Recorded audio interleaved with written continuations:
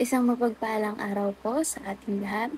Ngayong araw, ang Bible verse na ating tatalakayin ay ang Luke chapter 1 verse 19.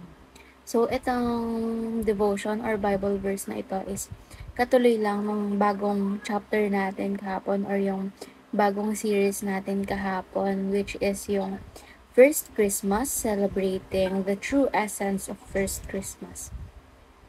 So, in English Standard Version, yung Luke chapter 1 verse 19, and the angel answered him, I am Gabriel. I stand in the presence of God, and I was sent to speak to you and bring to you this good news.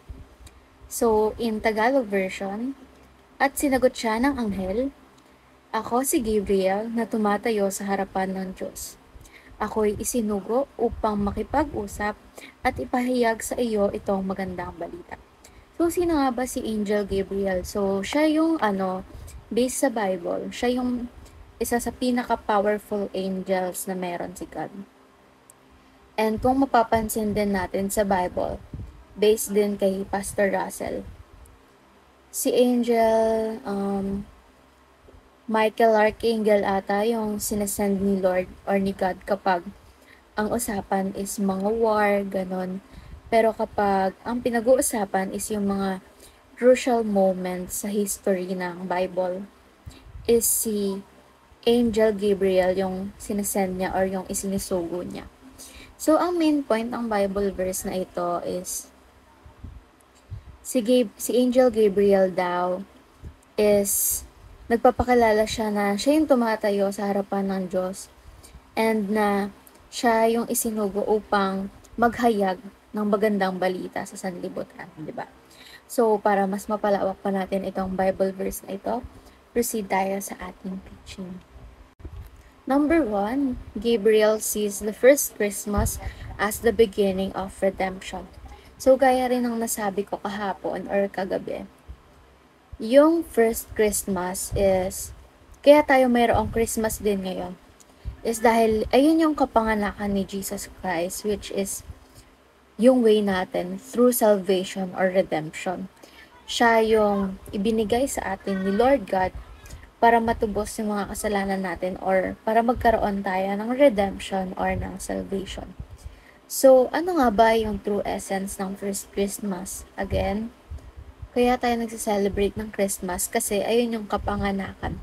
Ayun yung araw na ibinigay sa atin ni Lord God, yung kaisa-isang anak niya, para ma-redeem tayo, para magkaroon tayo ng salvation. So, kaya sinasabi rito na, Angel Gabriel sees the first Christmas as the beginning of redemption. And tayo rin mga tao, tayong nakaka-receive ng redemption or ng salvation, is dapat, ayun din yung nakikita natin sa first Christmas. Ayun din dapat yung tamang pagtingin natin sa first Christmas. Hindi yung season of giving gifts, hindi yung season ng pamamasko, kundi ayun yung pagkasilang ni Jesus Christ, which is our way through redemption or salvation. So, number 2, Gabriel sees the first Christmas as the day when God emptied himself. So, bakit when the day God emptied himself? Kasi 'di ba, noong time na pinanganak si Jesus Christ is alam na ni Lord God alam na niya na ibibigay niya sa atin yung kaisa-isang anak niya, 'di ba? Isipin mo yun, grabeng sacrifice yun, di ba? Kaya nga sinabing emptied himself kasi nga, sacrifice yung ginawa niya kasi binigay niya sa atin yung anak niya. Isipin mo, di ba, kung ikaw, parent ka, magagawa mo bang i-sacrifice yung anak mo para sa ibang tao? Di ba hindi? Kahit ako kasi, kapag sa akin nangyari, hindi ko yan magagawa. So, kaya sinabi dyan na, the first Christmas as the day when God emptied himself, di ba? Hindi na niya inisip kung yung sarili niya, di ba? Ginawa niya yung sakripisyo na yon na walang pag-aalinlangan para lang maligtas tayong lahat ng tao. And number 3, Gabriel sees the first Christmas as God's amazing grace.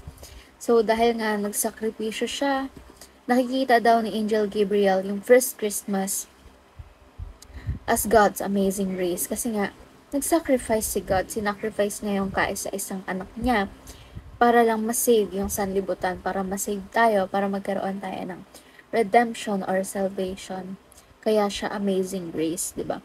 Kasi ako, kahit ako, sabihin mong iko-compliment ako or gagawin akong bayani, basta i-sacrifice ko yung anak ko or yung magiging anak ko, is hindi ko talaga siya gagawin.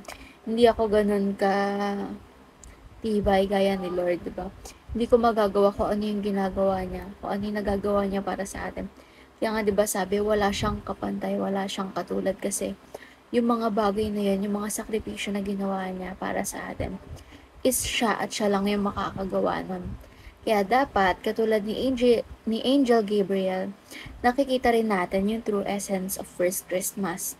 Hindi lang yung First Christmas, pati yung mga sineselebrate natin yearly, di ba? Kailangan, alam natin yung true essence ng sineselebrate natin. Bakit ba tayo nagsiselebrate ng Christmas? Ano ba yung foundation? Bakit tayo mayroong Christmas, di ba? So, yung teaching na yon is yung ano siya. Kasi, di ba, yung sa series na ito is i-discuss natin siya in 7 different perspectives. Kahapon, yung sa sender. And ngayon is yung sa broker. Since si Angel Gabriel nga is messenger siya ni God. Angel messenger siya ni God. And now, proceed naman tayo sa ating application. Number 1, let us look at Christmas as a sign that God is faithful to His promises.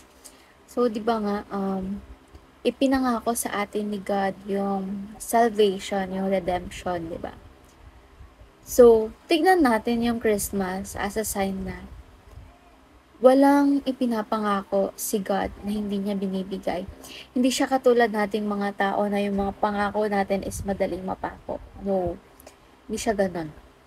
And alam niya na kung ano yung para sa'yo is ibibigay niya talaga para sa'yo at the rightful time, di ba? At the rightful moment. So, yung pinaka-promise na tinutukoy dito is yung redemption natin or yung salvation nga na sinasabi. Kaya nga niya sinacrifice yung kaisa-isang anak niya, di ba? And number 2, let us look at Christmas as a sign of God's sacrificial love.